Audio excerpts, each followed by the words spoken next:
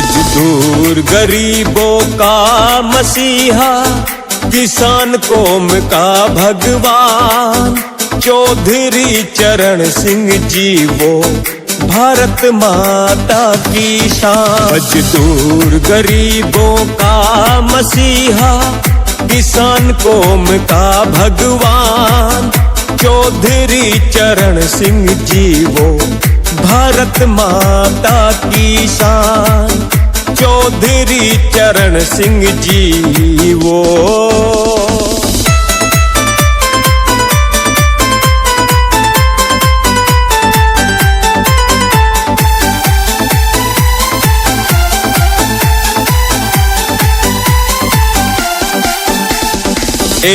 दिसंबर 1902 गजब संदेशा आया था, देश की पावन धरती पे जब हमारा सूरमा आया था। किसान और मजदूरों का वो बन के मसीहा आया था।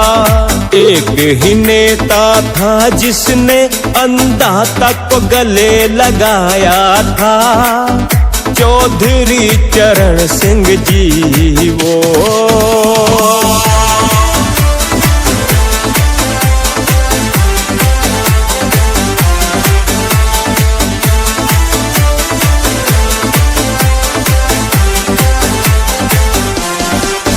प्रधानमंत्री बन के जब किसान का बेटा आया था, किसानों का झंडा उसने फिर संसद में फहराया था। किसानों ने बुग्गी भर के गुड़ दिल्ली में बंटवाया था, जनता के हित की खातिर वो सरकारों से टकराया था, चौधरी चरण सिंह जी वो।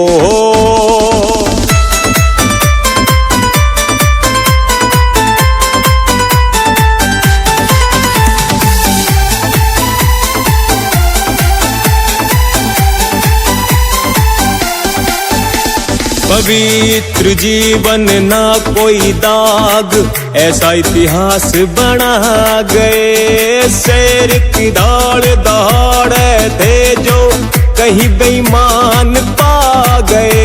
अजीत सिंह और जयंत चौधरी को अपनी विरासत थमा गए। शुभम चावला और कन्नू राजा को कलम चलाना सिखा।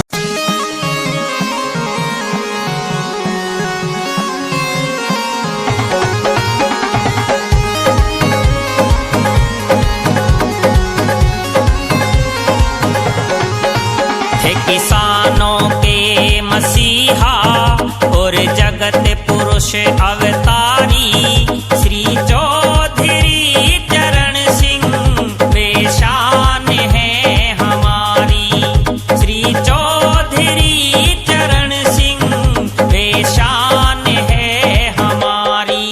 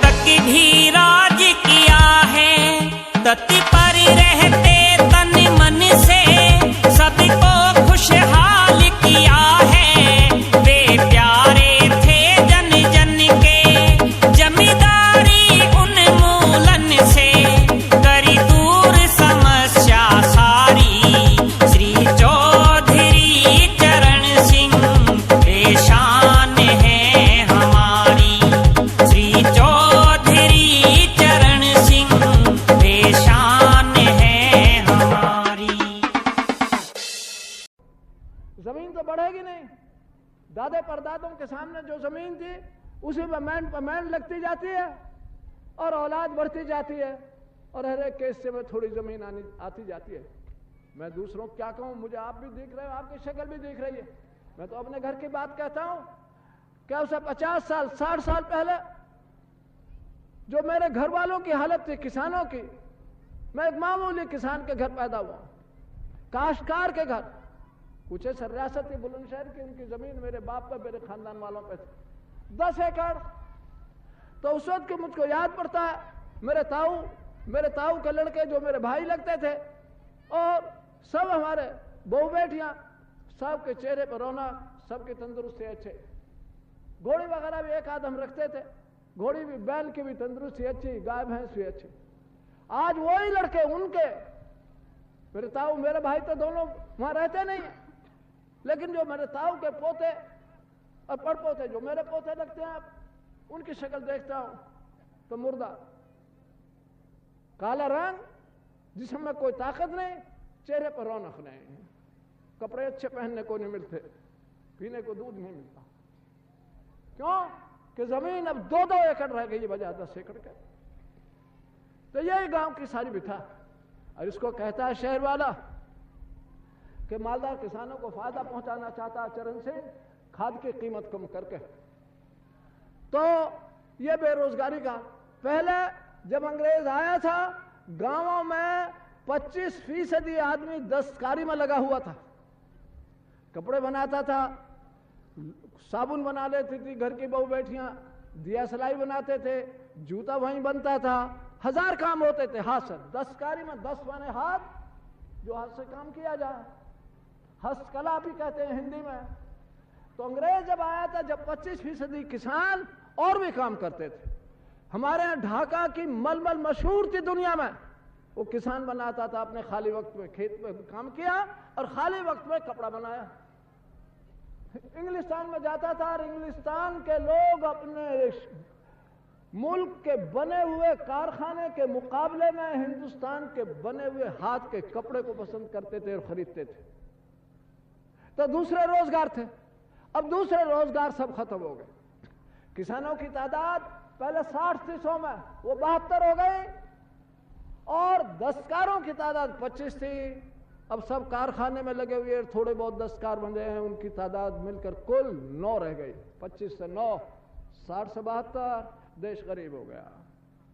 बावजूद लाखों मोटर कारों के, जो बड़े बड़े शहर में बड़े बड़े लोगों के पास है, केवल बहुत फ्रिज जिसमें सामान रखा जा सकता है, अगर गर्म चाहते तो गर्म रहेगा, ठंडा चाहते हो ठंडा रहेगा, ऐसी मशीन होती है। और ये रेडियो और टेलीविजन सेट और गगनचुंबी बड़ी बड़ी इमारतें बनी हुई हैं दिल्ली में, बम्बई में। बावजूद इन सब के 200 वर्ष पहले जब अंग्रेज आया था, आम हिंदुस्तानी, औसत हिंदुस्तानी उस वक्त मालदार था, खुशहाल था बनिस्बत आज के। गीत पर पेश है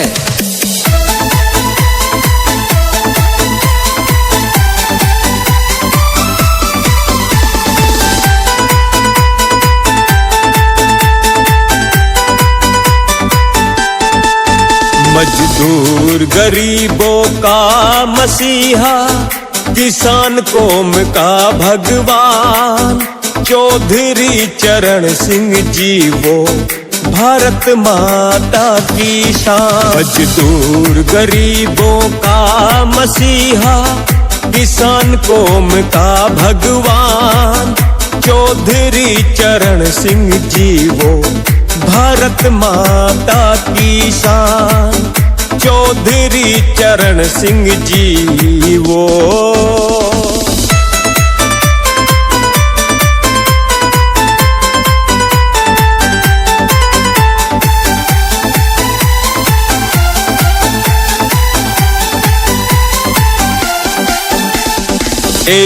दिसंबर 1902 गजब संदेशा आया था, देश की पावन धरती पे जब हमारा सूरमा आया था। अवनीश मिश्रा, बीटीएम जसरा।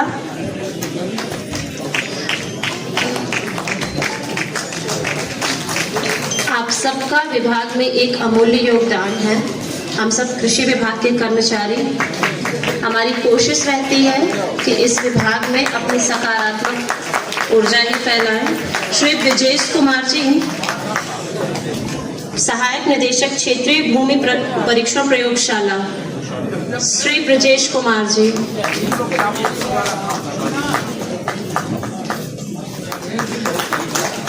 अवनीश मिश्रा, बीटीएम जसरा। श्री ब्रजेश कुमार जी।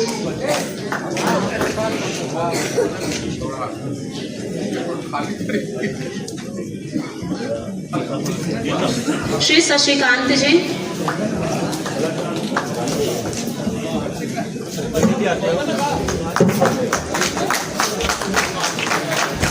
क्षेत्रीय भूमि परीक्षण प्रयोगशाला से श्री शशिकांत जी।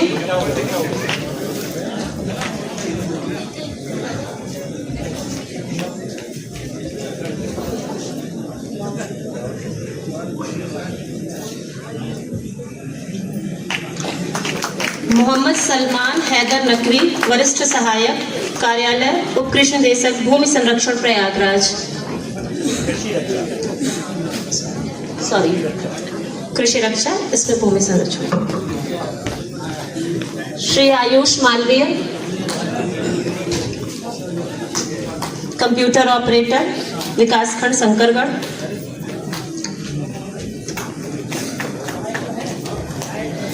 श्री सलमान हैदर जी, कृषि रक्षा कार्यालय से।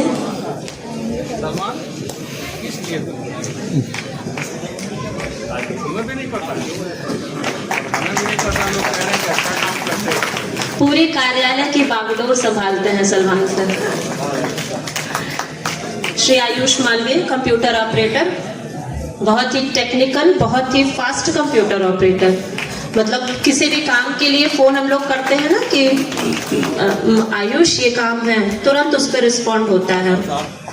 और ये बड़ी बात होती है। अगर हम अपना कुछ काम कर रहे हैं और बीच में हमको कोई इंटरप्ट कर देता है तो उस पर रिस्पॉन्ड करना, उसका रिजल्ट देखना बहुत छोटी सी बात नहीं है।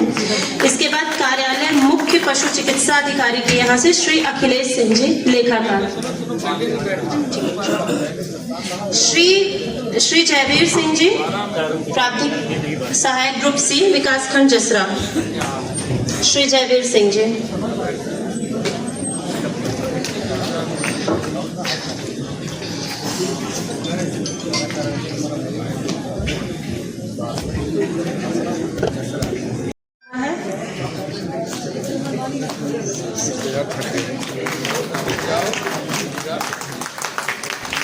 श्रीमती सरिता जी, श्रीमती सरिता, विकासखंड सोराव से श्रीमती सरिता जी।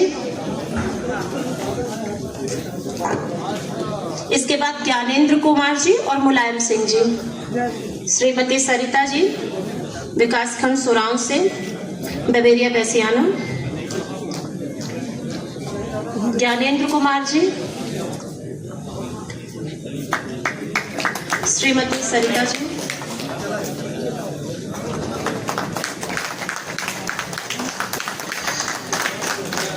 विकासखंड सोराव से ज्ञानेंद्र कुमार जी, इन्हें ट्राइकोडर्मा का वितरण किया जाना है।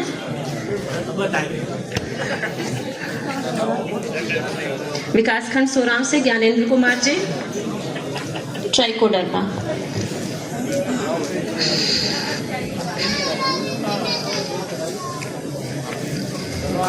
विकासखंड महुआइमा से मुलायम सिंह जी, बवेरिया बैसियाना का वितरण किया जाना है। श्री मुलायम सिंह जी। इसके बाद फिर से अपने विभाग की तरफ चलते हैं। श्री गणेश तिवारी जी, एटीएम, विकासखंड बहादुरपुर।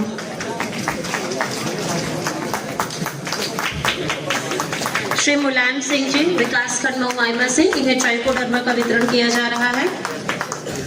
श्री गणेश तिवारी जी, एटीएम बहादुरपुर। श्री अवनीश मिश्रा जी, बीटीएम जसरा। गणेश तिवारी।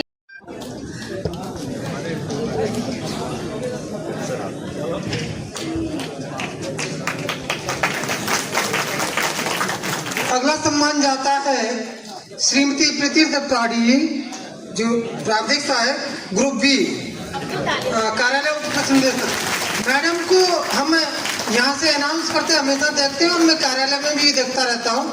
काफी संघर्षशील और एक्टिव मैडम है और बहुत अच्छा काम के लिए सम्मान दिया जा रहा है। ये सम्मान औरों के लिए प्रेरणा स्रोत भी है। हम सभी के लिए प्रेरणा स्रोत सम्मान का अर्थ होता है कि दूसरों को भी प्रेरणा मिलती है। तो आपका बहुत बहुत सम्मान और मैडम को मैं यहाँ से बधाई भी देना चाहता हूँ। बहुत बहुत बधाई, बहुत बहुत शुभकामनाएं।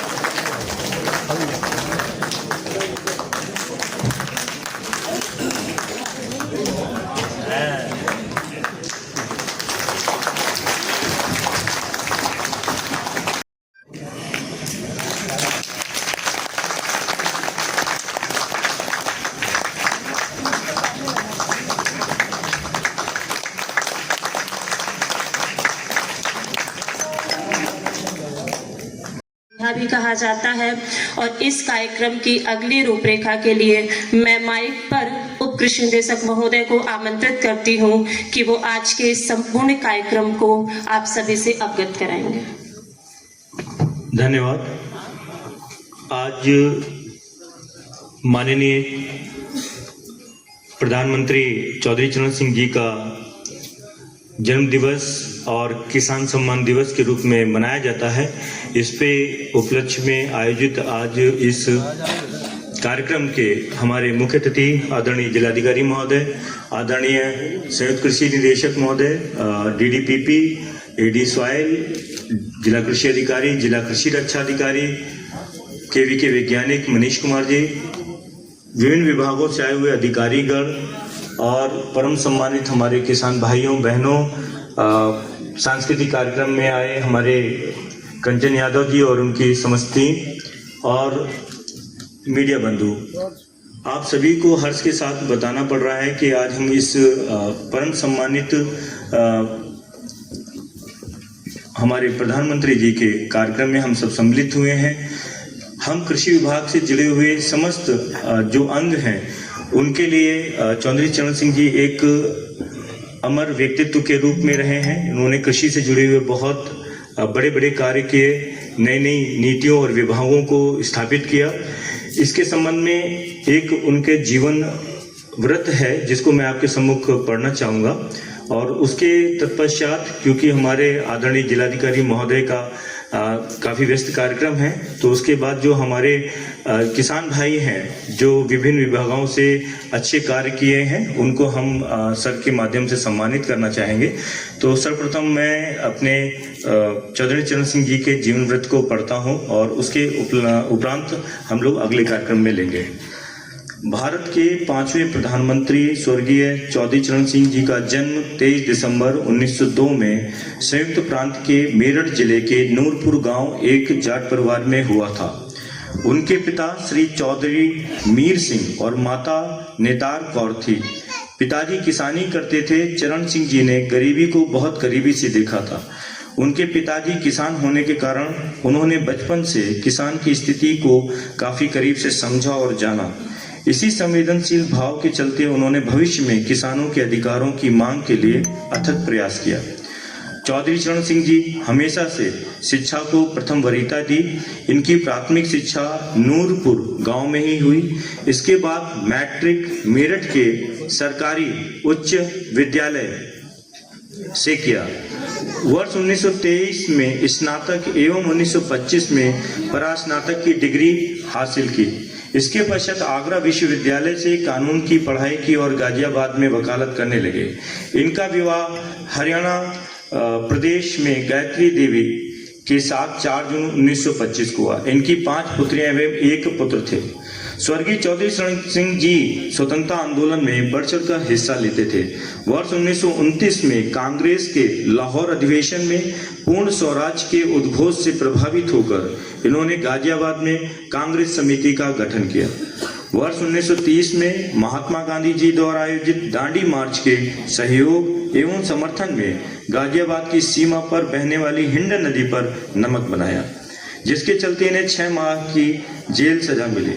जेल से बाहर आने के बाद पूरी तरह से स्वतंत्रता आंदोलन से जुड़ गए। वर्ष 1942 में भारत छोड़ो आंदोलन के करो या मरो आह्वान पर चौधरी जी गाजियाबाद, हापुड़, मेरठ, मवाना, सरदना, बुलंदशहर आदि के गांव में घूम घूम कर गुप्त क्रांतिकारी संगठन तैयार किया, जिसमें पकड़े जाने पर 1.5 वर्ष की सजा हुआ। जेल में ही चौधरी जी ने शिष्टाचार नामक पुस्तक लिखी, जो भारतीय संस्कृति एवं शिष्टाचार का एक बहुमूल्य दस्तावेज है। नेहरू जी की आर्थिक नीति के मतभेद के कारण उन्होंने 1968 में कांग्रेस पार्टी छोड़ दी और राम मनोहर लोहिया एवं राज नारायण के साथ नई पार्टी का गठन किया। 1977 में जनता पार्टी की सरकार में चौधरी चरण सिंह भारत के उप प्रधानमंत्री एवं गृह मंत्री रहे। 28 जुलाई 1979 से 14 जनवरी 1980 तक वे भारत के 5वें प्रधानमंत्री रहे। चौधरी चरण सिंह जी किसानों का काफी सम्मान करते थे। वे किसानों के हित साधक, हित चिंतक व मसीहा के रूप में जाने जाते थे। उन्होंने किसानों के हित में सहकारी पद्धति खेती का विरोध किया। वे नहीं चाहते थे कि किसानों की जमीन का मालिका हक किसी और व्यक्ति के पास जाए। उनका मानना था कि किसानों का जमीन पर मालिकाना हक होने से ही इस क्षेत्र में प्रगति हो सकती है। वे कहते थे कि देश की समृद्धि का रास्ता गांव के खेतों एवं खलिहानों से होकर गुजरता है। जब तक किसानों की क्रय शक्ति नहीं बढ़ती, तब तक औद्योगिक उत्पादन का खपत भी संभव नहीं है। फरवरी 1937 में इन्हें विधानसभा के लिए चुना गया। 31 मार्च 1938 में इन्होंने अंतरिम सरकार में कृषि उत्पाद बाजार विधेयक पेश किया। ये विधेयक किसानों के हित में था। ये विधेयक सर्वप्रथम 1940 में पंजाब द्वारा अपनाया गया। भारत की आजादी के बाद 1952 में उत्तर प्रदेश के राजस्व मंत्री बने एवं किसानों के हित में बहुत सारे कार्य किए। 1952 में जमींदारी उन्मूलन विधेयक पारित किया, जिसके विरोध में 27,000 पटवारियों ने त्यागपत्र दे दिया। इन्होंने निडरता के साथ इस त्यागपत्र को स्वीकार किया तथा नए पद सृजन कर लेखपालों की नियुक्ति की गई, जिसमें 18% सीटें अनुसूचित जाति के लिए भी आरक्षित किए। किसानों के हित में इन्होंने 1954 में उत्तर प्रदेश भूमि संरक्षण कानून पारित कराया। 3 अप्रैल 1967 में वह उत्तर प्रदेश के मुख्यमंत्री बने और 17 फरवरी 1970 को वे दोबारा मुख्यमंत्री बने। अपने शासनकाल में उन्होंने किसानों के हित में भूमि सुधार, सिंचाई, मालिकाना हक एवं किसानों की आर्थिक स्थिति सुधारने हेतु अनेक कार्य किए तथा जीवन भर किसानों के हित में संघर्ष करते रहे। 29 मई 1987 को उन्होंने अंतिम सांस ली। स्वर्गीय चौधरी चरण सिंह जी किसानों के मसीहा के रूप में आज भी उतने ही प्रेरक एवं प्रासंगिक हैं। उनके जन्मदिन के अवसर पर किसानों को सम्मानित करना ही उनकी सच्ची श्रद्धांजलि है। आदरणीय जिलाधिकारी महोदय से निवेदन करना चाहूंगा कि सर भी मंच पे आके सर किसानों आशीर्वाद।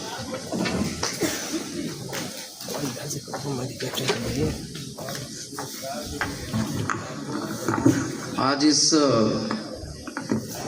किसान सम्मान समारोह के अवसर पर उपस्थित हमारे किसान बंधु, साथी अधिकारीगण, मीडिया के बंधुगण और हमारे सांस्कृतिक कार्यक्रम के लिए आए कलाकारगण, आज हम सभी चौधरी चरण सिंह जी का जन्मदिवस भी मना रहे हैं।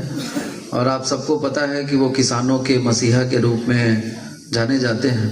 और अभी डीडी एग्रीकल्चर ने बहुत विस्तार से उनके कार्यों के बारे में बताया कि कैसे उन्होंने कानून के माध्यम से भी किसानों के हक में लड़ाई लड़ी, उनको अधिकार दिलवाए। जमींदारी का जब विनाश हुआ और जमींदारों की ज़मीन ले करके और गरीब भूमिहीन लोगों को दी गई, तो उसके पीछे चौधरी चरण सिंह जी की ही इच्छा शक्ति थी, जिन्होंने इस पूरे भूमि सुधार के कार्यक्रम को संपन्न कराया। और आज अगर गरीबों के पास खेती के लिए ज़मीन है और वो उस पर उनका अधिकार भी है, एक सिद्धांत था कि भूमि जो जोतेगा वो उसी का मालिक वही होगा जो भूमि को जोतेगा बोएगा। इसी अधिकार के तहत और इसी सिद्धांत के तहत जमींदारी विनाश अधिनियम 1952 में पास हुआ। और उसके बाद से बड़े बड़े जो जमींदार लोग थे उनकी एक सीमा तय कर दी गई कि इससे ज़्यादा ज़मीन जो भी होगा वो सरकार में निहित होगा और सरकार के माध्यम से गरीब जो भूमिहीन लोग हैं उनको अधिकार दिए जाएंगे। जो लोग जहाँ पर काबिज हैं, खेती कर रहे हैं, उनको उसका भौमिक अधिकार दिया जाएगा। ये एक बहुत बड़ी बात थी और ये अपने आप में एक यूनिक केस था पूरे विश्व के लिए। और किसानों को बहुत सारे अधिकार इससे मिले। इसके बाद भी लगातार उन्होंने बहुत सारे ऐसे कार्य किए जो किसानों के हित में रहे। पूरा पश्चिमी उत्तर प्रदेश में के गांव-गांव में उन्होंने भ्रमण किया और किसानों के अधिकारों की लड़ाई लड़ी। आज हम सभी उन्हीं के जन्मदिवस के अवसर पर इकट्ठे हुए हैं और इसको किसानों के सम्मान दिवस के रूप में मना रहे हैं। आज उत्तर प्रदेश में बहुत सारी ऐसी योजनाएं चल रही हैं भारत सरकार के सहयोग से, प्रदेश सरकार के सहयोग से। यहाँ के जो अधिकारीगण हैं वो बहुत सारी योजनाओं का लाभ किसानों तक पहुँचाने का प्रयास कर रहे हैं और अभी हमें बताया गया कि अब यहाँ पे 25 किसानों को सम्मानित भी करेंगे जिन्होंने अच्छा कार्य किया है और उनकी आय में वृद्धि हुई है। देखिए, आय, किसानों की आय बढ़ाने की बात प्रदेश सरकार और भारत सरकार की सर्वोच्च प्राथमिकता में शामिल है। जब भी बात आती है किसानों के हित की तो बहुत सारी नीतियां ऐसी बनाई गई हैं जिससे कि आपको लाभ मिले, चाहे वो विभिन्न योजनाओं में, मशीनों में सब्सिडी की बात हो या पीएम किसान सम्मान निधि के माध्यम से हर किसान को 500 रुपये महीने का जो सहयोग दिया जाता है। इसके अलावा डीबीटी के माध्यम से बहुत सारी हमारी योजनाएं हैं जो सीधे किसानों के खाते में हम लोग भेजते हैं धनराशि। किसी बिचौलिए के नाते कोई आपको परेशानी ना हो, आपको सारी सुविधाओं का लाभ सीधे डायरेक्टली मिल सके, इसका भी पूरा प्रयास किया जाता है। अभी आपकी जो भूमि की उर्वरक क्षमता है वो कैसे बढ़े, इसको प्रमोट करने के लिए भी ऑर्गेनिक फार्मिंग का बहुत बड़ी एक स्कीम चलाई जा रही है। हमारे बहुत सारे यहाँ पे साइंटिस्ट बैठे होंगे, वो लोग अभी आपको अपने टेक्निकल जो सेशन होगा, तकनीकी सत्र होगा, उसमें आपको बताएंगे भी कि कैसे हम कम लागत में अधिक से अधिक पैदावार कर सकते हैं और अपनी आय को बढ़ा सकते हैं। आय को बढ़ाने के जो तरीके हैं, एक तो हम लोग इनपुट जो हम लोग लागत लगाते हैं उसको कम करें और हमारा जो आउटपुट है वो बढ़ जाए। आउटपुट बढ़ाने के लिए आपको तकनीकी क्षमता आपकी वृद्धि हो, आपको तकनीकी सहयोग मिले, ये बहुत आवश्यक है। क्योंकि अभी आप देखेंगे कुछ किसान जिनको भी लाभान्वित किया जाएगा, उन्होंने इसी वातावरण में, इसी जिले में पर हेक्टेयर पैदावार बहुत ज़्यादा करी है और कुछ किसान हैं जो कि बहुत पीछे रह जाते हैं, पैदावार उनकी उतनी नहीं हो पाती है। तो कहीं ना कहीं हमें अपनी तकनीकी क्षमता को बढ़ाने की भी आवश्यकता है, ऑर्गेनिक फार्मिंग को प्रमोट करने की ज़रूरत है और जो सरकार मदद कर रही है, सारी सब्सिडी वगैरह मिल रही है, उसका भी आप लाभ लें।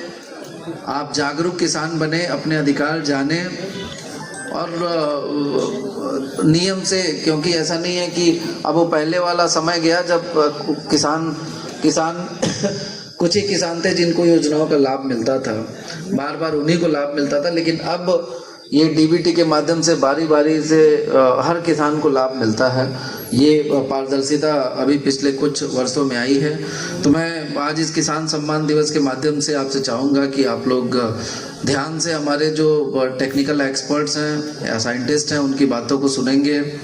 जो अच्छे किसान हैं जिन्होंने पैदावार अच्छी करी है, कम लागत में उनकी पैदावार अच्छी हुई है, उनके जो वो अनुभव साझा करेंगे उसको भी आप ध्यान से सुन के उसको भी पालन करने की कोशिश करें ताकि आपके यहाँ भी पैदावार अच्छी हो और आपकी आय बढ़ सके।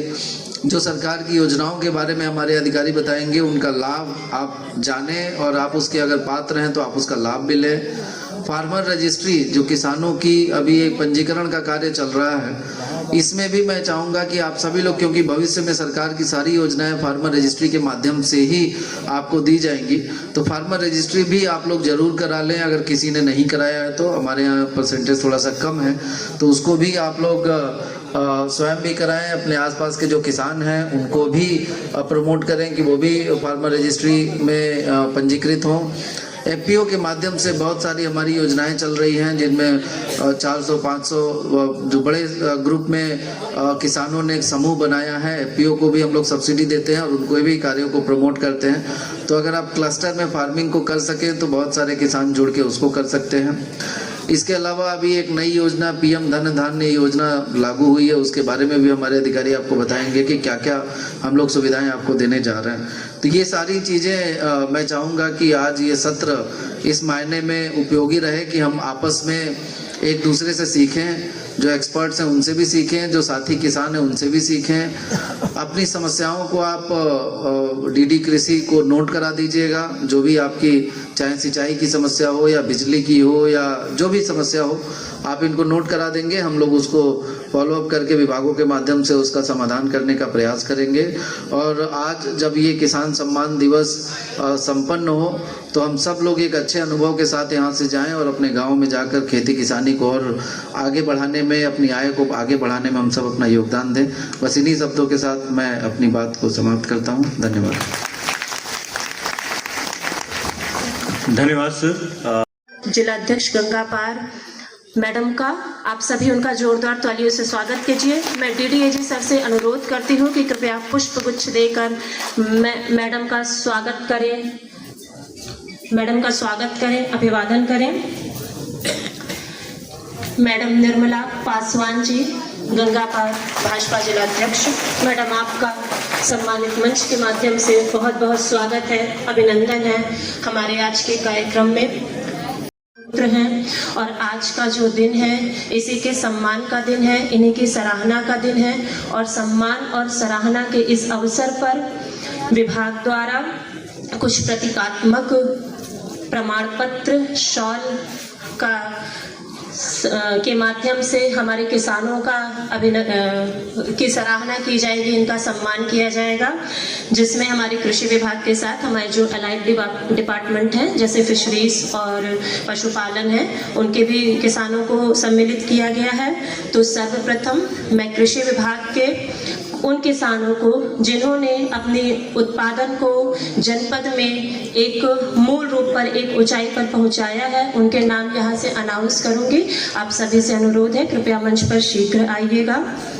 कोरांव विकास खंड के प्रकाश चंद्र जी 58.80 कुंटल प्रति हेक्टेयर के साथ धान के क्षेत्र में प्रथम स्थान पर हैं।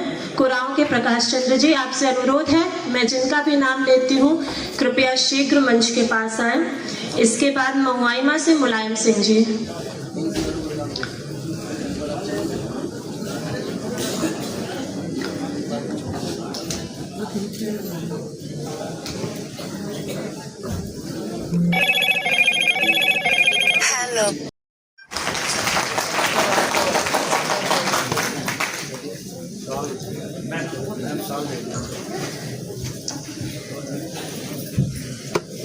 हमारी महिला कृषक को मेडल द्वारा अंग वस्त्र देकर उनका सम्मान किया गया है।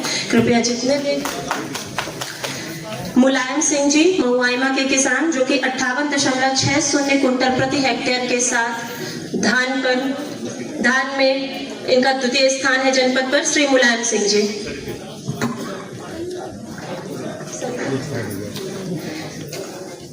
श्रीमती सरिता जी जिन्होंने पशुपालन में जनपद में विशिष्ट प्रकार से खेती करते हुए अपना स्थान बनाया है। श्रीमती सरिता जी।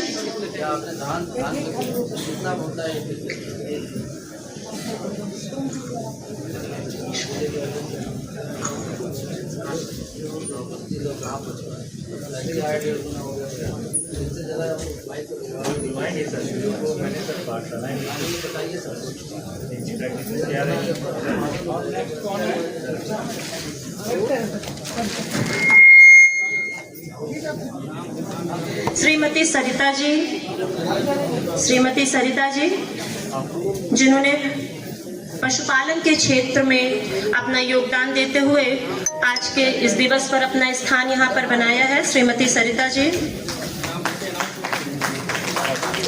सुराव विकास खंड के किसान हैं।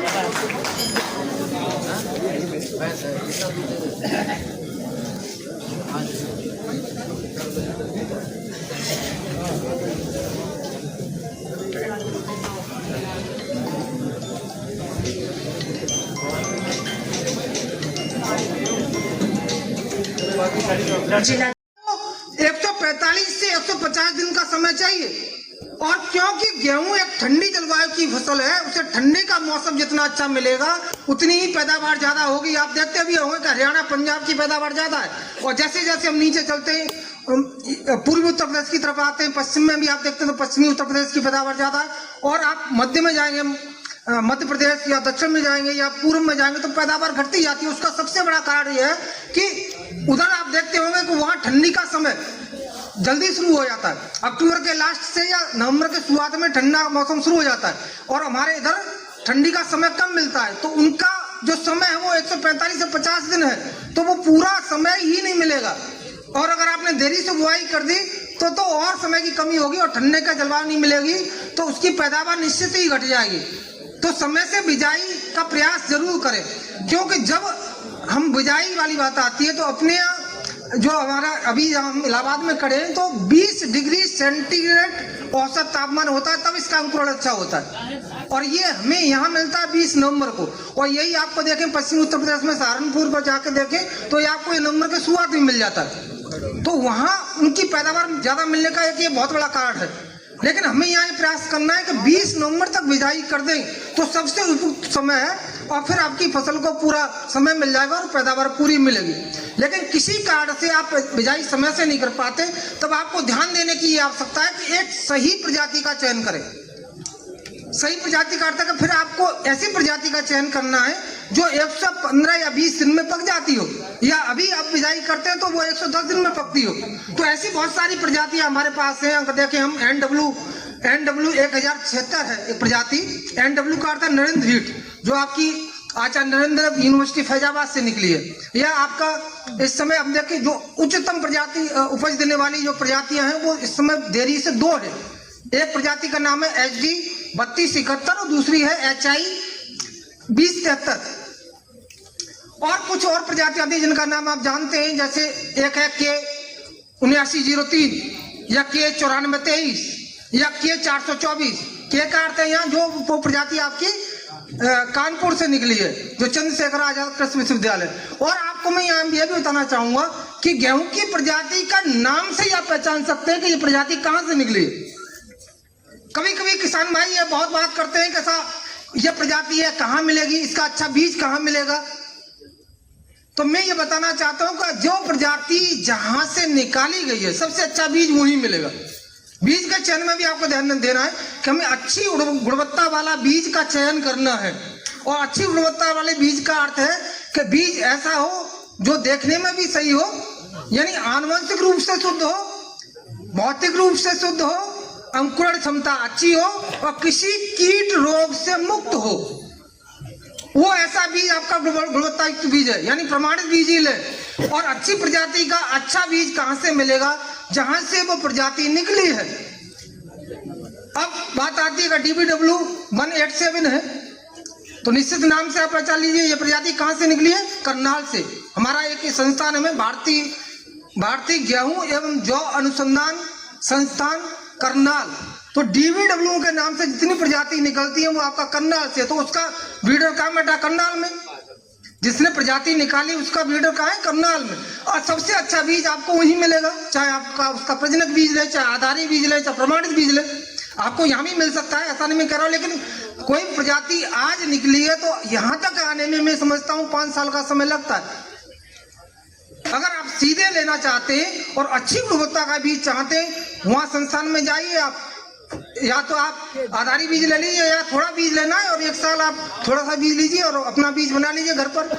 सबसे अच्छा बीज आपका अपने घर का बीज है, वहां से आप प्रजनक बीज लाइए, आधारी बीज लाइए और अपने घर पर थोड़ी अच्छी देखभाल करके बना लीजिए। उससे अच्छा आपका बीज कहीं नहीं मिलेगा। अन्यथा आप दुकानों पर जाते हैं और जो दुकानदार के पास बीज होता है उसके लिए वही अच्छा होता है।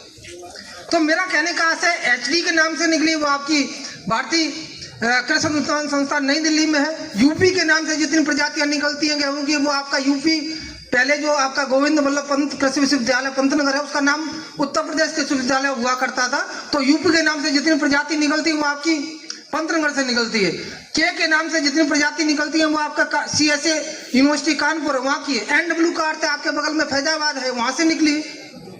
तो ये आप नाम से ही पहचान सकते हैं। कभी कभी किसान किसानों से ऐसी भी होती है कि आप किसी दुकानदार के पास गए और आप कहेंगे भाई हमें देरी से बोने वाला गेहूं चाहिए, तो बहुत से किसान कहते हैं हल्ला चाहिए। हल्ला का अर्थ के जो के 7903 है उसे हल्ला के नाम से जानता किसान। अब वो नहीं जानता कि हल्ला क्या है। हल्ला अपने लोकल नाम है और उस प्रजाति का नाम है के 7903 जो कानपुर से निकली है। और उसकी बहुत सारी उन्नत प्रजाति भी आ गई। हल्ला काटते था कि वो थोड़ी देरी होती थी तो झड़ जाता था, इसलिए हल्ला नाम रख दिया। अब दुकानदार के पास आ गए, हल्ला का उसने जो वैरायटी उसके पास रखी थी वही हल्ला के नाम से पकड़ा दी, क्योंकि आपको उसका नंबर नहीं पता था। तो अगर उसके आप टैग को देखिए, आपको प्रजाति का टैग में नाम पता हो तो आपके साथ कभी ठगी नहीं होगी और आप अच्छी प्रजाति का बीज ला पाएंगे। दूसरी बात मैं यह बताना चाहता हूं, जब प्रजाति का चयन सही कर लिया, बीज आपने सही ले लिया और समय से बिजाई भी कर दी, अगर आपके घर का बीज भी है तो बीज को उपचारित कर ले। कुछ नहीं, अगर आपको कहीं बीज अच्छा उसे उसका भौतिक दाने का समान दाना ले ले या छांट पटक के सही कर ले और उसका थोड़ा सा उपचार कर लेंगे तो उससे भी आप अच्छा उत्पादन ले सकते हैं। उपचार में आपको कुछ नहीं करना, 3-4 रासायन आते हैं, जैसे आपका थायरम है, कार्बनडाजिम है या कार्बाक्सिन है, जो भी मिल जाए आपको, उसका 2 से 2.5 ग्राम मात्रा 1 केजी बीज के हिसाब से आप ले। और या तो आप बीज पूरा मान लीजिए कि 100 किलो आपको बीज बोना है तो 100 किलो बीज में उसे थोड़ा सा हल्का सा पानी का छींटा लगाएं और तब जिससे उसकी परत बन जाए, सारे बीजों पर बने, और हाथ से मिला दें। या बेहतर ये होगा कि आप कम बीज है तो आप एक घड़ा लें और उसमें बीज डालें और जितनी दवाई की मात्रा हो उतनी दवाई डाल दिया। मान लो 10 किलो बीज है तो आपको 20 ग्राम मात्रा या 25 ग्राम मात्रा डालें और घड़े को बंद करें और ऐसे अच्छी तरह से हिला दें जिससे कि चारों तरफ उसकी परत बने और बीज उपचारित हो जाएगा। अगर आपको इसमें जैविक की बात आती है, प्राकृतिक खेती की बात करते तो ट्राइकोडर्मा है, या कुछ नहीं मिलता तो मैं कहना चाहूंगा प्राकृतिक खेती की बात करते हैं, जो आपकी हवन सामग्री होती है जिससे आप हवन करते हैं, उससे जो राख बचती है, ऐश बचती है, उससे भी बीज उपचारित कर लेंगे तो आपको अच्छा जर्मिनेशन भी मिल जाएगा, उत्पादन भी अच्छा मिलेगा। तो बहुत छोटी छोटी चीजें हैं। अब बीज की मात्रा की बात आती है तो बहुत सारे किसान भाइयों को हमने बताया कि समय से बुआई करें तो 100 किलो बीज पर्याप्त है गेहूं के लिए 1 हेक्टेयर खेत में। अगर 1 एकड़ खेत है तो आपको 40 किलोग्राम। लेकिन कई बार ऐसी प्रैक्टिकल समस्या आती है कि मान लो किसी किसान भाई को हमने एडजस्ट बता दिया, सिफारिश कर दी, उन्होंने 40 किलो बीज बो दिया और वो कहते हैं भैया हमें तो उत्पादन कम मिला, अच्छा हमारा जमा भी नहीं हुआ। तो ये बात जब आती है तो ये उस बीज के लिए कि जब आपको ध्यान रखना कि बीज आपका अच्छी गुणवत्ता का है, आपकी बुवाई की विधि भी अच्छी और समय, अगर आप समय से बिजाई करते हैं तब आपको 40 किलो बीज पर्याप्त है। अब मान लो कोई किसान भाई ने कब नंबर बोया नहीं, अभी बो रहे, तो आपका जो जमाव समय से बोने पर आपको 80 से 90% मिलता है, वो अभी 60 मिलेगा। और जमाव देरी से भी होगा, चूंकि अभी जो उसे मौसम चाहिए था, मैंने कहा था 20 से 25 डिग्री सेंटीग्रेड औसत तापमान होता तब जमाव अच्छा होता है। अभी तापमान काफी नीचे चला गया तो अभी आपका जमाव कम होगा। दूसरा क्या होगा, जमाव देरी से भी होगा। जो आपका जमाव नवंबर में आपको 4-5 दिन में मिल रहा था वो 8-10 दिन में मिलेगा। तो यहाँ ध्यान देने की आवश्यकता है कि आपको उसी रेशियो में जैसे जैसे देरी कर रहे हैं बीज बढ़ाना पड़ेगा। अगर वही संतुति आपने मान ली तो निश्चित आप शिकायत करेंगे, क्योंकि ज्यादा पैदावार आप तब ले पाएंगे जब आपका 1 वर्ग मीटर क्षेत्र अभी आप देखें और उसमें बाली युक्त पौधे हो तो 400 से 500 बाली युक्त पौधे 1 वर्ग मीटर में हो गए, तब आपको 60 से 70 कुंटल प्रति हेक्टेयर पैदावार मिलेगी। अगर आपके बाली युक्त पौधे 400 से कम है तब भी पैदावार घटेगी और 500 से ज्यादा है तब भी घटेगी, क्योंकि पौधों को एक सही स्पेस चाहिए प्रत्येक, क्योंकि जो प्रकाश संश्लेषण की क्रिया होगी, कम होंगे पौधे तो आपके जो रिसोर्स है वो वेस्ट जाएंगे और ज्यादा होंगे तो उनमें आपस में क्या होगा, कंपटीशन होगा। तो यहाँ ध्यान देने की बात है कि अगर आप देरी से बोले तो आपको बीज सवाया या डोड़ा करना पड़ेगा, फिर आपको 10 किलो का बीघा, 8 किलो का बीघा नहीं या 100 किलो प्रति हेक्टेयर नहीं, फिर आपको 125 से 150 केजी बीज डालना पड़ेगा। दूसरी बहुत छोटी सी बात है कि अगर आप बिजाई लाइन में बिजाई नहीं करते, लाइन में सोइंग नहीं करते, आप ऐसे ही बो देते हैं बखेर के, तो आपको समय से बोने पर भी 125 किलो डालना पड़ेगा। उसके पीछे रीजन क्या है कि भाई जो इस समय प्रजातियां हैं गेहूं की, वो 2 जिन बोनी 3 जिन बोनी प्रजातियां हैं और उनका जो कोलोप्टाइल लेंथ है, जो मीन्स जो दाना उगेगा, बाहर जर्मिनेशन होगा, ऐसे निकला बाहर दाना, तो उसकी 4 से 5 सेंटीमीटर है लंबाई। जो आपका बीज आपने बखेर दिया और बाद में जुताई कर दिया, कोई बीज आपका 8 सेंटीमीटर या 10 सेंटीमीटर वहीं से चला गया, वो अंदर ही अंकुरण होगा और वहीं रह जाएगा। या बहुत ऊपर जो बीज पड़ा है उसे या तो चिड़िया निकाल लेंगी। तो आपका केवल 1/3 बीज ही काम आता है अगर आप बखेर के बोते हैं तो यह भी ध्यान रखना है कि अगर हमें बुवाई की विधि भी क्या कौन सी है। अगर सीड्रिल से बोते हैं, अब इस समय बात यह भी हो रही है बुवाई की विधि में कई नई विधियां आ गई हैं। जैसे आपको धान के बाद सीधे बुवाई करनी है, पराली उसी खेत में रखनी है, तो हैप्पी सीडर है, सुपर सीडर है या जीरो टिल है, तो धान के खेत में सीधी आपका एक तरफ आप कंबाइन से कटाई कर रहे हैं, दूसरी तरफ बुवाई कर दीजिए, कोई दिक्कत नहीं है। यानी उन्नत मशीनरी भी आपके पास है तो आप बिजाई कर सकते हैं। एक विधि और है जिसे हम बोलते हैं furrow irrigated raise bed system. उसमें आपकी इतनी चौड़ी करीब मेड़ बनती है और बीच में 2 साइड में नालियां बनती है और इस मेड़ पर हम बुवाई करते हैं 3 लाइन गेहूं की।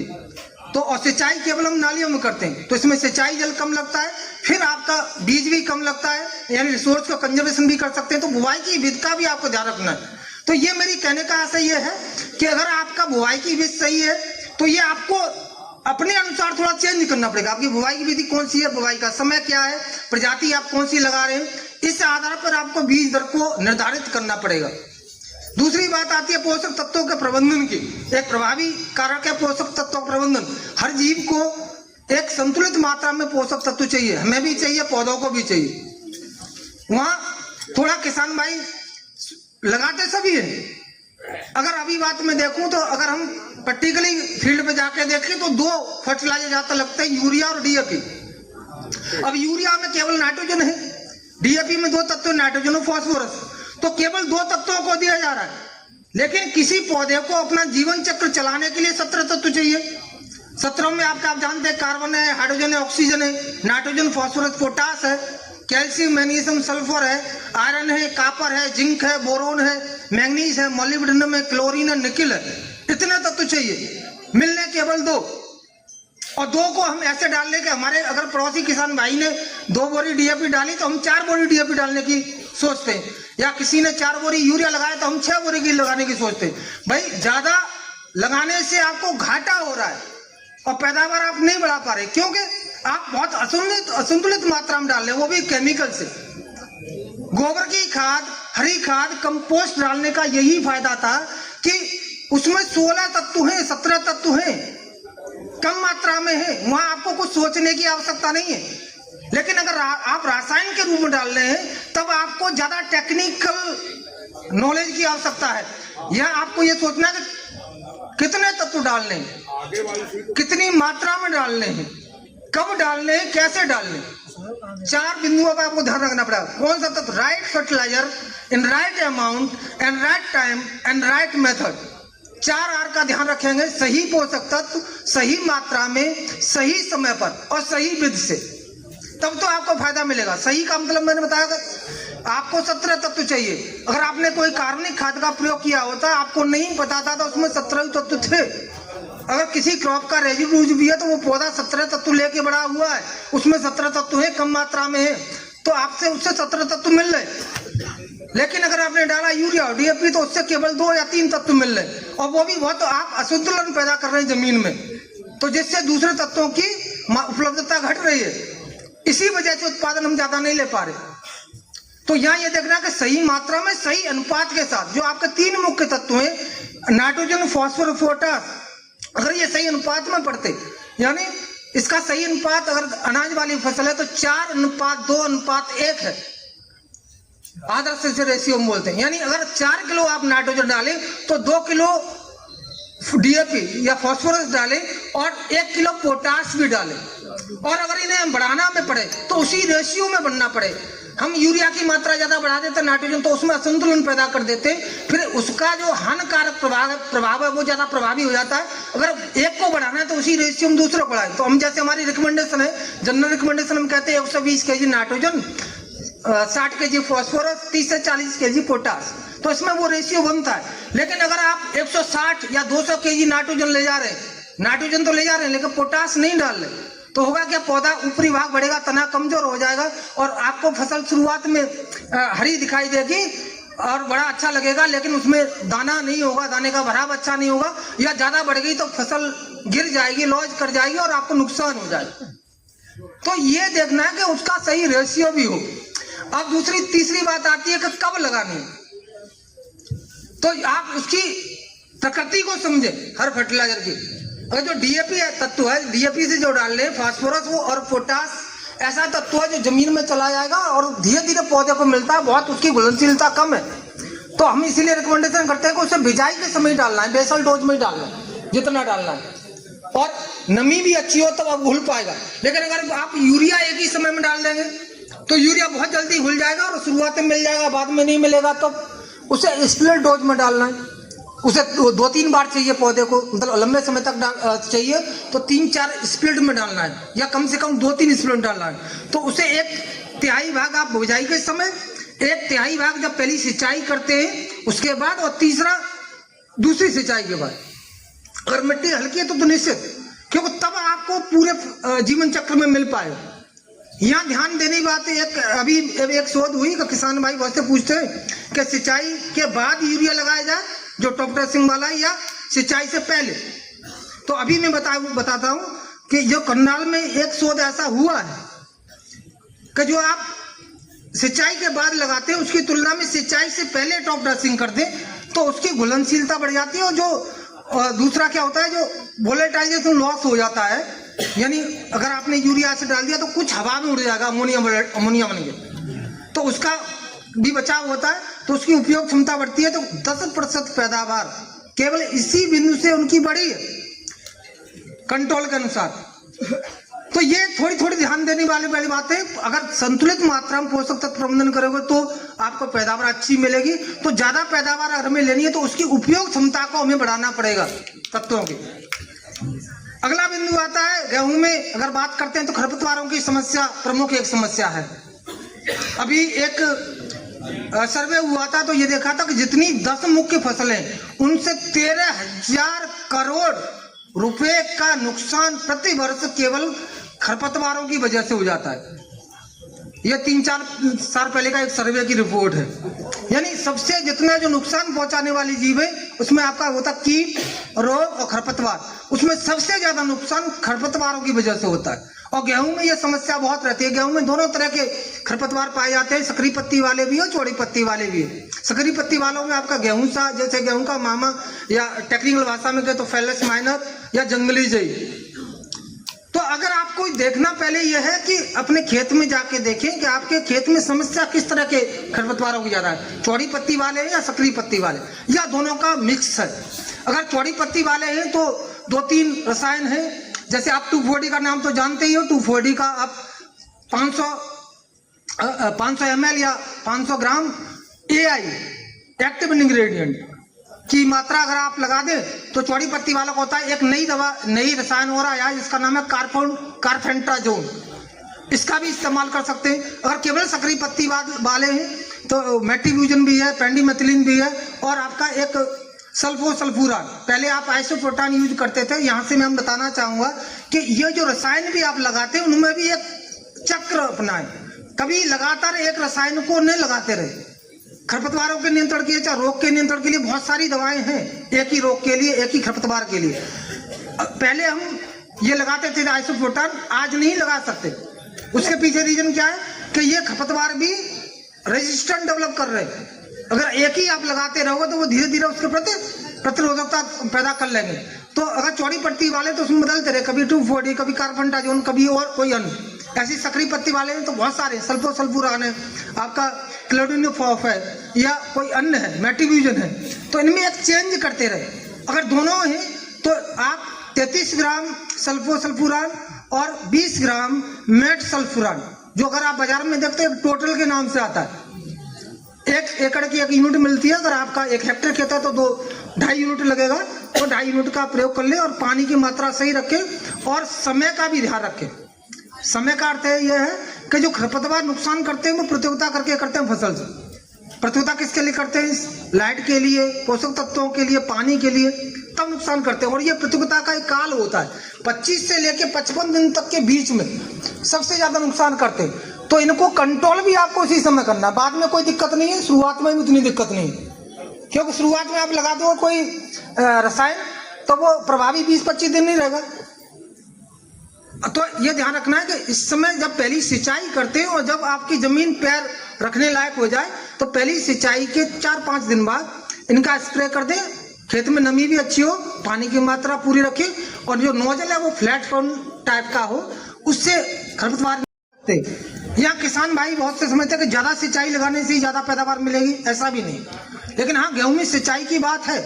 गेहूं में 6 ऐसी क्रांतिक अवस्थाएं होती हैं जिसमें नमी और पोषक तत्वों की विशेष आवश्यकता होती है पौधे को। और वो 6 अवस्थाएं, पहली अवस्था है ताजमूल बनने की अवस्था, दूसरी किल्ले बनने की अवस्था, तीसरी गांठे, तने में गांठे बनने की अवस्था, चौथी होती है आपकी पुष्पावस्था, फिर दुग्धावस्था और फिर दाने के भराव की अवस्था।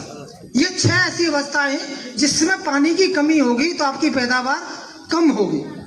लेकिन जरूरी नहीं कि आप 6 सिंचाई लगाएं और 120-25 दिन पर, तो इस समय सिंचाई लगा सकते हैं तो लगा दें तो आपकी पैदावार भरपूर मिलेगी। लेकिन मैं यहाँ बताना चाहूंगा कि अगर आपके पास कम सिंचाई भी है, मान लीजिए आपके पास 3 सिंचाई लगा सकते, तो उस समय भी अगर आप कब लगानी है, समय का भी ध्यान रखेंगे तो आपको पैदावार बहुत कम नहीं होगी। थोड़ी बहुत कमी हो सकती है लेकिन आप अच्छी पैदावार ले सकते हैं। अगर आपके पास 3 सिंचाई है तो पहली सिंचाई वही ताजमूल 20 से 25 दिन के बीच में जरूर लगाएं। दूसरी सिंचाई आप अगर 3 लगानी है तो आप दूसरी सिंचाई लगानी है आपको जब आपका एक आपने स्थिति देखी होगी जो गेहूं के पौधे में एक बोलते हैं बूटिंग स्टेज, यानी 2 पत्तियों के बीच में बाली रहती है, उस समय लगाएं और तीसरी दुग्धावस्था पर लगा दें तो आपको पैदावार अच्छी मिल जाएगी। अगर 2 ही सिंचाई लगा सकते हैं तो पहली सिंचाई 20 से 25 दिन वाली जरूर लगाएं और दूसरी सिंचाई लगाएं जब आपका फ्लावरिंग हो रही हो पौधे में। और अगर केवल 1 सिंचाई ही लगा सकते हैं तो आप ताजमूल वाली अवश्य लगाएं। केवल आपके पास ऐसा साधन है कि अगर आप 1 ही सिंचाई लगा सकते हैं, क्योंकि सबसे ये मोस्ट क्रिटिकल स्टेज है। जैसा मैंने कहा था कि अगर आपको 400 से 500 पौधे प्रति इकाई क्षेत्र में मिलने चाहिए, अगर आप पहली सिंचाई नहीं लगाओगे तो उसमें क्या होता है कि जड़ बनती है, जिसे बोलते हैं हम क्राउन रूट, ताजमूल, और इसी से किल्ले बनते हैं, इसी से किल्लों का विकास होगा। अगर आप ये सिंचाई, अगर आपने 4 सिंचाई लगा दी और मान लीजिए आपने ये सिंचाई देरी कर दी, आपने 30-40 दिन के बाद लगाई, तो निश्चित ही मान लीजिए आपकी पैदावार 4 सिंचाई लगाने के बाद भी घट जाएगी बहुत। अगर 1 सिंचाई है तो 20 से 25 दिन के बीच में लगा दें तो आप पैदावार अच्छी ले सकते हैं। Doctor Ram Naresh Chaudhary, deputy chief veterinary अफसर, पशुधन विभाग, मुख्यालय प्रयागराज। और सबसे महत्वपूर्ण चीज है यहाँ पर उपस्थित हमारे सभी जिले के अधिकारीगण को मैं कोट धन्यवाद देता हूँ। यहाँ सुदूर ग्रामीण से आए सभी पशुपालक भाइयों को मैं इस चौधरी चरण सिंह जयंती के अवसर पर किसान सम्मेलन समाधान दिवस पर उनको बहुत बहुत धन्यवाद देना चाहता हूँ। सबसे महत्वपूर्ण बात यह है कि मुख्यमंत्री योजना के अंतर्गत बहुत सी योजनाएं हैं हमारे, लेकिन पहली योजना हमारी यह है कि मुख्यमंत्री योजना के अंतर्गत सहभागिता एक योजना है जो हमारे ग्रामीण क्षेत्र में बहुत से ब्लॉक स्तर पर हो या न्याय पंचायत स्तर पर हो या ग्रामीण स्तर पर हैं, वहां पर एक गोआश्रय स्तर का चल संचालित किया गया है। वहां पर अगर जो भी पशुपालक हमारे भाई हैं उस गौशाला से, जहां पर संचालित हमारा गोआश्रय से चल रहा है, उस गौशाला से अगर कोई भी पशुपालक भाई हमारा वहां से गाय लेना चाहता है तो एक गाय अगर कोई एक पशुपालक लेता है तो उसको 50 रुपए प्रतिदिन के हिसाब से उसका राशन भरण पोषण के लिए दिया जाता है, यानी महीने का 1500 रुपया होता है। यानी एक लाभार्थी 4 जानवर ले सकता है, 4 से ज्यादा नहीं ले सकता है। तो उसी के अनुसार जो भी पशुपालक भाई हो, आप उसके अंतर्गत ब्लॉक के अंतर्गत हमारे जितने ब्लॉक के अंतर्गत पशु चिकित्सा अधिकारी वहां पर तैनात है, जिसको जो लेना चाहता है उन पशु चिकित्सालय से संपर्क करके वहाँ एक फॉर्म मिलता है, फॉर्म वहां से प्राप्त कर लेंगे। वहाँ बीडीओ साहब से हस्ताक्षर होते हैं, ग्राम पंचायत से हस्ताक्षर होते हैं, प्रधान से हस्ताक्षर होते हैं। वो फॉर्म जो है फिलअप करके एसडीएम साहब के पास चला जाता है, वहां स्वीकृत होकर डीएम कार्यालय सीबीओ थ्रू डीएम कार्यालय के पास जाता है।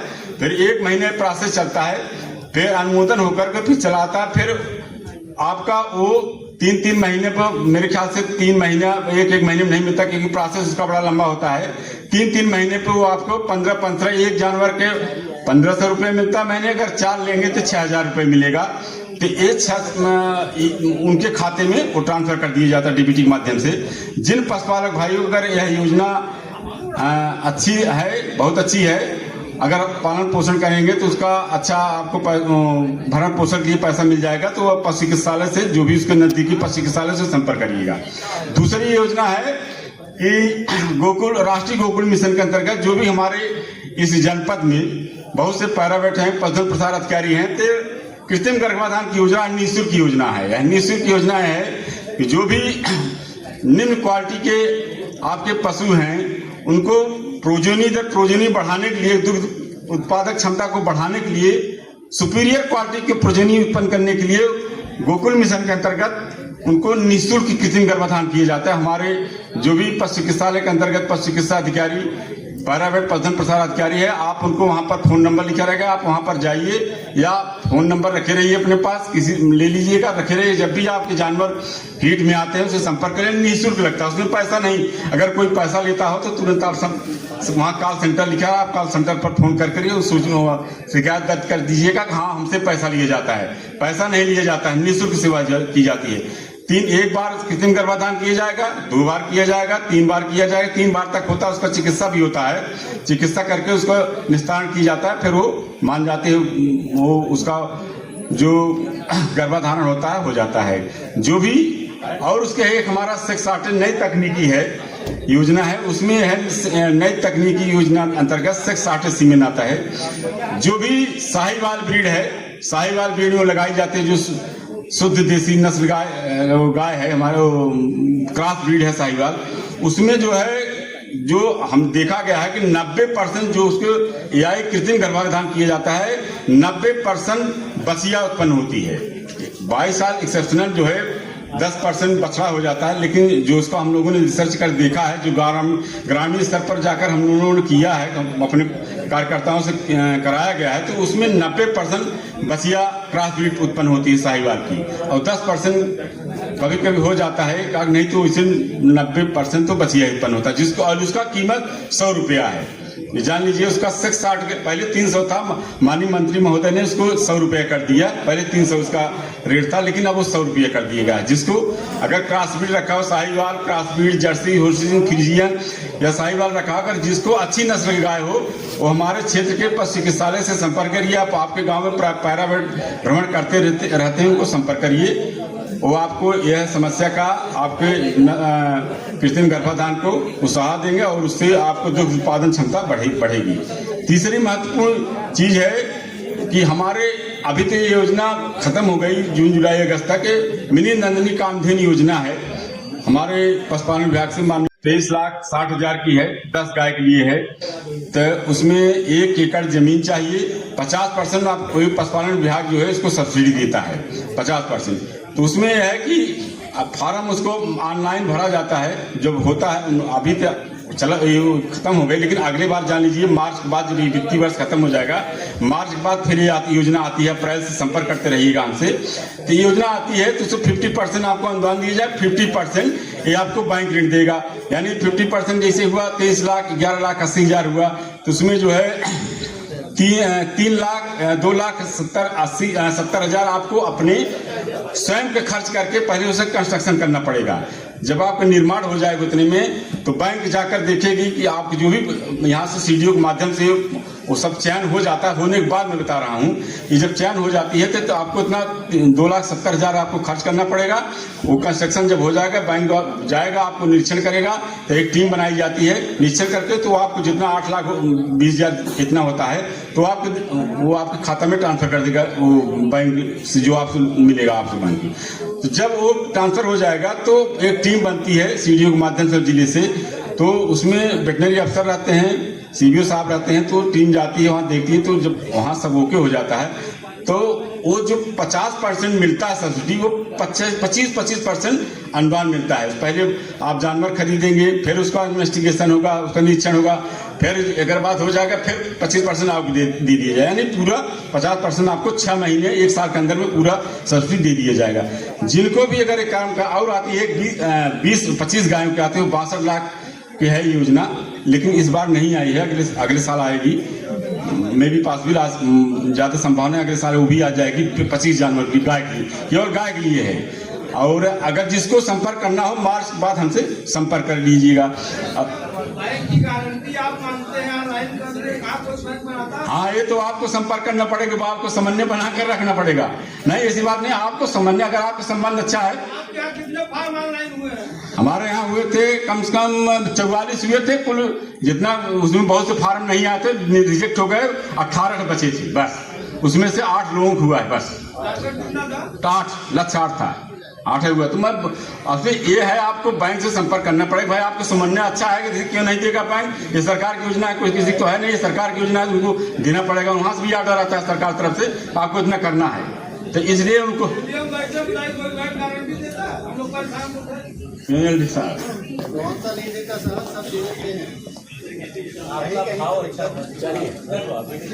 आगे बताएं। धन्यवाद। तो अगर मार्च के बाद हमसे मिलिएगा, मैं समस्या सॉल्व करूंगा, नहीं देंगे तो मैं चलूंगा वहां बैंक पर, मैं चलूंगा जो भी समस्या है। और तीसरी एक योजना है लेयर प्रोडक्शन, अब हमसे मिलिएगा, मैं बताऊंगा सब योजना। मैं विकास भवन बैठता हूं। तीसरी योजना है लेयर प्रोडक्शन, अगर जिसको लेयर पर अंडा उत्पादन करना हो, 1 करोड़ की योजना है उत्तर प्रदेश सरकार की, 1 करोड़ की योजना। उसमें मार्जिन मनी जो है आपको 33 लाख आपको खाते में रहनी चाहिए, और पहले 33 लाख आपको इन्वेस्टमेंट करना पड़ेगा कंस्ट्रक्शन के लिए, तब आपको बैंक देगी। ये भी बड़ा लंबा प्रोसेस है, अगर जो बड़े उठाव हैं वही कर सकते हैं, जो मतलब नहीं है। हाँ, 1 करोड़ की योजना है, तो जिसको संपर्क करना। और है जैसे मैं बताऊं कि बैकयार्ड पॉलिसी के अंतर्गत है, जो ग्रामीण क्षेत्र के हमारे प्रधान है वो साल भर दिए जाते हैं। जो गरीब, बहुत गरीब के तबके का आदमी जो चूजा मुर्गा पालना जानते हैं, मुर्गी मुर्गा पालना जानते हैं, तो उनको भी 20-20, 50-50 एक गांव के एक प्रधान द्वारा दिया जाता है। तो वहाँ जो हमारे क्षेत्रांतर्गत पशु चिकित्सा अधिकारी हैं, नाव से हर गाँव से जो सूचना दी जाती है, पेपर में निकलता है। तो जो गांव से गरीब तबके को, अनुसूचित जाति होनी चाहिए, उसका अनुसूचित जाति होनी चाहिए, जो पालने योग्य हैं, उनको दिया जाता है 50-50 चूजे दिया जाता है, 50 केजी राशन दिया जाता है, कुछ मेडिसिन दी जाती है, और 1000 उनके खाते में जाता है छप्पर ऊपर बनाने के लिए। ये भी योजना है। तो मार्च के बाद मैं बता दे रहा हूँ, जैसे मार्च के बाद संपर्क करिए अपने पशु चिकित्सालय पर, तो वहाँ पशु चिकित्सा अधिकारी हैं। एक और योजना है, मैंने राष्ट्रीय पशुधन विकास के अंतर्गत बकरी और भेड़ पालन की योजना, सुअर पालन, जैसे सेम टू वैसे है। 20 लाख को भी है, 40 लाख की है बकरी पालन की। बकरी पालन 20 लाख के है कि 10 लाख सब्सिडी पशुपालन विभाग देगी, 10 लाख बैंक द्वारा देगी। उसमें 3 लाख आपको मार्जिन मनी दिखाना पड़ेगा आपको बैंक खाते में कि है, तभी वो फार्म अप्लाई कर पाएंगे। बैंक से फोटो स्टेट आती है, तभी वो फार्म अप्लाई कर पाएंगे। उसमें बैंक से सहमत प्रमाण पत्र चाहिए, ट्रेनिंग चाहिए, आपने ट्रेनिंग किया है कि नहीं पशुपालन संबंधित। तो ट्रेनिंग तो हम लोग दे देते हैं, कहाँ इन्होंने ट्रेनिंग किया है, क्योंकि पशुपालन से संपर्क करते रहते हैं, कहाँ ये आदमी पशुपालन करता है, काफी लंबे समय करता है, तो हम लोग ट्रेनिंग देके बना देते हैं इसको। अगर कोई भी वो है पालना चाहता है तो मार्च बाद हमसे संपर्क करके मैं ये योजना दिलवाऊंगा काफी लोगों को। इसी के साथ मैं अपनी भाषा को समाप्त करता हूँ। जय हिंद, जय भारत, धन्यवाद। आवश्यक सूचना है कि प्रमाण पत्र वितरण के पश्चात सभी कर्मचारी इसी सभागार में रहेंगे। जैसा कि मैंने कार्यक्रम के शुरुआत में ही बताया था कि आज हमारा जनपद स्तरीय मृदा नमूना एकत्रीकरण प्रशिक्षण कार्यक्रम भी है, जो जेडीए सर की अध्यक्षता में आयोजित किया जाएगा। तो सभी कर्मचारी यहाँ पर रहेंगे जब प्रमाण पत्र यानी किसान सम्मान दिवस के कार्यक्रम के होने के तुरंत बाद शुरू किया जाएगा। अब मैं जिला उद्यान अधिकारी सर को माइक पर आमंत्रित करती हूँ कि कृपया वे यहाँ पर आकर उद्यान विभाग की जो भी योजनाएं हैं उससे आप सभी को अवगत कराएं। आज के इस किसान सम्मान दिवस में हमारे सभी किसान भाइयों का स्वागत है। हमारे जेडीए साहब, हमारे डीडीएजी साहब, अन्य गणमान्य अधिकारी, आप सभी का स्वागत है। उद्यान विभाग में जो मुख्य योजनाएं चल रही हैं इस समय मैं आपको बताना चाहूँगा। इसमें मुख्य योजना है एक प्रधानमंत्री कृषि सिंचाई योजना। इसमें जो आप किसान भाई हमारे जो जनरल शब्दावली में जानते हैं काली वाली पाइप, वो हम प्रोवाइड कराते हैं। इसके अलावा स्प्रिंकलर और ड्रिप का भी हम अनुदान के रूप में दिया जाता है। इसमें काली वाली पाइप जो 2.5 इंची 3 इंची की पाइप दी जाती है, इस पर 65 और 75% अनुदान है। जो अन्य कृषक हैं, जो जिनके पास 2 हेक्टेयर से ज़्यादा ज़मीन है, उनको 65% अनुदान है। जो लघु कृषक हैं उनको 75% अनुदान है। इसी प्रकार हमारे जो स्प्रिंकलर और जो ड्रिप सिंचाई पे जो अनुदान है वो 80 और 90% अनुदान है। अन्य कृषकों को 80% और लघु कृषकों को 90% अनुदान है। आप सभी भाई किसी भी कार्य दिवस में या तो DHO ऑफिस आकर या फिर ऑनलाइन माध्यम से dbt.uphorticulture.in पे जाकर आवेदन कर सकते हैं। इसमें हमारे यहाँ 80 से 90 कंपनियां संचालित हैं जो ये ड्रिप सिंचाई का काम करती हैं और आप उन्हीं के माध्यम से आवेदन भी कर सकते हैं। जैसे जैन है, रेवल्यूस है, ये सब आपकी लगाती हैं। आपको अपना कृषक कर्ज ऑनलाइन जमा करना होगा। कोई भी कैश की व्यवस्था नहीं है। जो आपसे कोई कैश के लिए कहे तो ऐसा कोई व्यवस्था नहीं है। आपको सब ऑनलाइन फीस जमा करनी है। दूसरी हमारी मुख्य योजना है, एक प्रधानमंत्री सूक्ष्म खाद उन्नयन योजना चल रही है, जिसमें हमारे जो कृषक हैं, ये जो जैसे आप फूड प्रोसेसिंग का काम कर रहे हैं, जैसे आटा चक्की लगाना है, ऑयल मिल लगाना है, अचार मुरब्बे काम करना है, बेकरी यूनिट लगाना है, रस की यूनिट लगाना है, ब्रेड या इस तरह का कोई काम करना है, उस पर 35% का अनुदान है। जो आप ये अनुदान आपको बैंक के माध्यम से मिलेगा। तो आप हमारे यहाँ जिले लेवल पे डिस्ट्रिक्ट रिसोर्स पर्सन हैं, ये लोग आपका आवेदन कराएंगे। ये हैंड होल्डिंग का काम करते हैं। इनको इसके लिए, इस कार्य के लिए 20,000 रुपये अलग से मिलता है। तो यहाँ भी आपको अपनी पत्रावली के अलावा इनको कोई भी भुगतान नहीं करना है। इसमें आपको कैपिटल सब्सिडी जो मिलेगी आपकी मुफ्त मिलेगी, जो आप मशीनरी बाय करेंगे, और आपको न मिलके ये वेंडर को जाएगी जिससे आप मशीनरी खरीदना चाहते हैं। तो जो किसान थोड़ा भ्रम में रहते हैं कि सब्सिडी हमारे पास आएगी, वो ऐसा नहीं है। जिसका कोटेशन लगाएंगे उसको मिलेगी और आपके कुल लोन में वो अमाउंट कट जाएगा। मान के चलिए आपको 10 लाख रुपए का आपने आवेदन किया तो 90% आपका लोन हो गया। इसके अलावा जो 10 लाख पे 3.5 लाख यानी 35% की सब्सिडी है, तो 3.5 लाख की सब्सिडी आ जाएगी तो आपको करीब 6.5 लाख ही चुकाना होगा। ये 3 साल लोन चलाया जाता है और अगर AIF में है इंक्लूडेड तो इसका जो इंटरेस्ट है वो 6% तक आ जाता है। अगर AIF के बाहर है तब आपको कमर्शियल रेट 10 से 11% देना पड़ता है। इसके अलावा एक योजना और है हमारी जिला उद्यानिकी मिशन।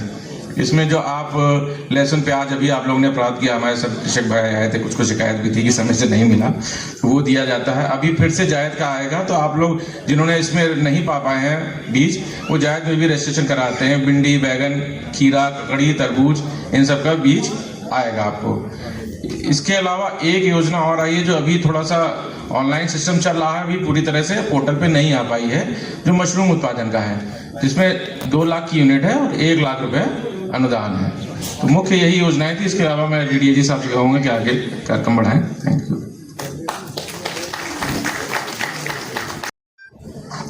धन्यवाद सर। अब मैं मत्स्य विभाग से मुख्य कार्यकारी अधिकारी प्रयागराज सर को माइक पर आमंत्रित करती हूँ कि वो फिशरीज डिपार्टमेंट की जितनी भी जरूरी योजनाएं हम सबके लिए हैं उससे आप सभी को अवगत कराएं।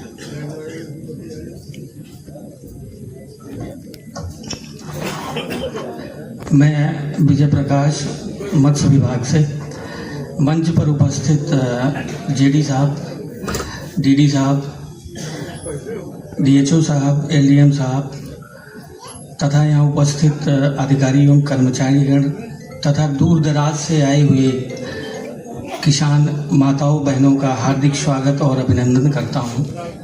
जैसा कि आप लोग जानते हैं कि आज स्वर्गीय चौधरी चरण सिंह जी का ये महान किसान सम्मान दिवस मनाया जाता है और चौधरी चरण सिंह जी किसानों के मसीहा के रूप में जाने जाते हैं, जिसके लिए पूरा भारतवर्ष उनको नमन करता है।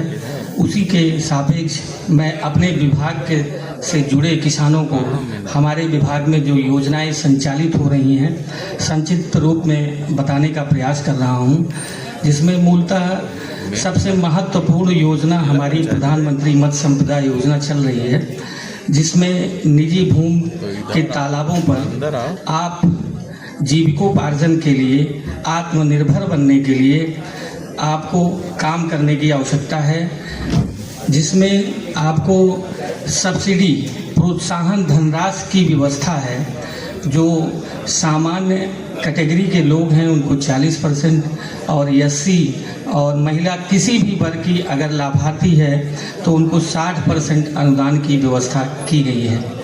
इसी तरह ऐसे किसान जिनके पास भूमि नहीं है उनके लिए मुख्यमंत्री संपदा योजना संचालित की जा रही है, जिसमें ये प्रावधान है कि ग्राम समाज के जो तालाब हैं उनको पट्टे के माध्यम से आप स्वामित्व अर्जन करके उसमें मत्स्य पालन का काम कर सकते हैं। विभाग आपको प्रोत्साहन के रूप में 40% का अनुदान देती है, जिसमें आपको मत्स्य बीज और मत्स्य पूरक आहार के लिए व्यवस्था की गई है।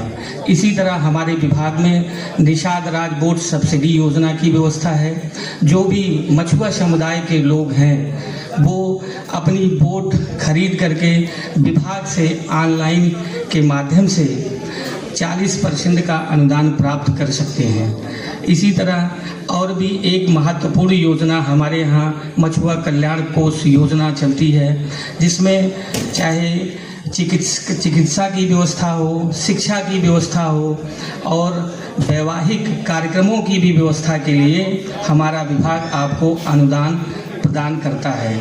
तो मैं समस्त किसानों से अनुरोध करता हूं कि हमारा कार्यालय यहाँ विकास भवन में उपस्थित है और जिन योजनाओं का लाभ लेना है हमारी ऑफिशियल साइट है upfisheries.gov.in पे आप ऑनलाइन आवेदन करके अनुदान की धनराशि प्राप्त कर सकते हैं। इसमें सबसे महत्वपूर्ण विषय ये है कि जो भी विभाग में संचालित योजनाएं क्रियान्वित हो रही हैं उनको आपको ऑनलाइन के ही माध्यम से आवेदन स्वीकार किया जाता है और ऑनलाइन आवेदन करने के लिए आपको कुछ महत्वपूर्ण सावधानियां बरतनी पड़ती हैं कि अपने जो महत्वपूर्ण अभिलेख हैं उनको ज़रूर अपलोड करें, जैसे फ़ोटो है, आधार कार्ड है, बैंक पासबुक है, ये सारा डिटेल सही उपलब्ध कराएं। और किसी भी उस असुविधा के लिए आप हमारा व्यक्तिगत नंबर भी ले सकते हैं और फ़ोन भी कर सकते हैं और ऑनलाइन आवेदन करके विभाग की संचालित योजनाओं का लाभ प्राप्त कर सकते हैं। इन्हीं शब्दों के साथ मैं अपनी वाणी को विराम देता हूं। जय हिंद, जय भारत। एक ये सूचना देनी कि अभी हमारे कंचन जी एक सांस्कृतिक गीत आपके सामने प्रस्तुत करेंगे और उसके बाद हमारे जो किसान भाई बहन हैं उनको हम लोग सम्मानित करेंगे और सभी के लिए जलपान की व्यवस्था है तो वो ग्रहण करके ही आप जाएंगे। और इसके उपरांत हम लोग का एक प्रशिक्षण सत्र चलेगा, उसको हम आयोजित करेंगे। तो इससे पहले कंचन जी कृपया करके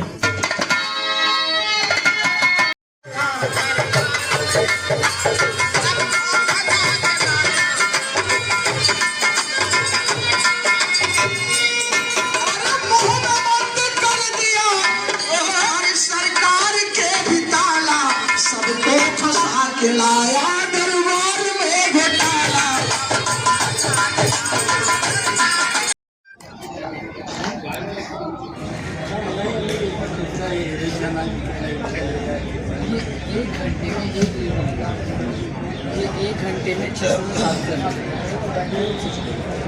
4 25 का रोटावेटर है, 8 HP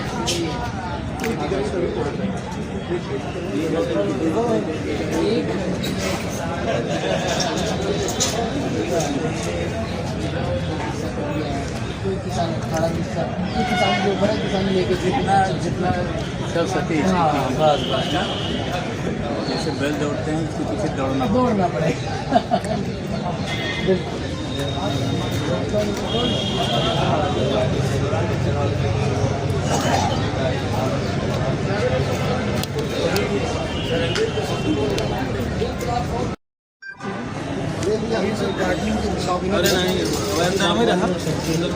क्या करते इससे?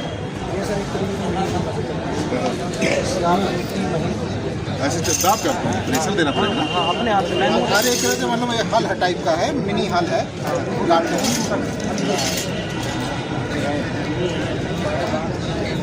कितने का?